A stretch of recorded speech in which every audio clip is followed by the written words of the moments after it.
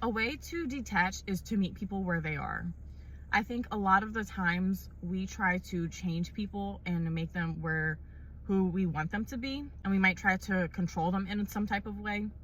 But a way to detach is to meet people where they are. So if you have a family member that's very, maybe they're kind of stuck in their views. This could be, like a parent who is stuck in their ways of traditional parenting versus, some new concepts, or, anything similar.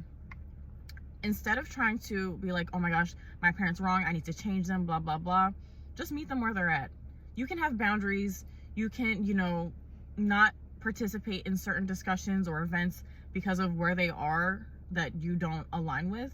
However, they're still your parent. So if a relationship is something that you're trying to maintain with them, then you just need to meet them where they're at.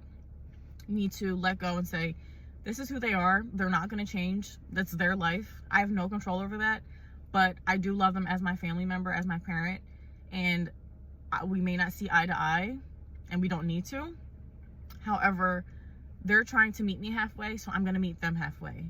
And it doesn't have to be perfect. It doesn't have to be, this dreamt up image or ideal of what you want it to be, but it's who they are.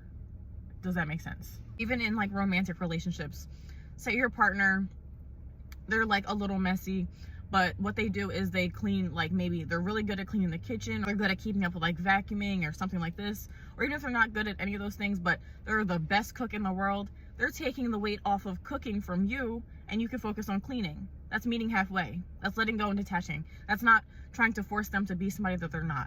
And this is an example. I know adults should clean. I get that. But I'm just giving an example because everybody likes to come in the comments and say, well, this is my specific situation. Like, let's use our brains.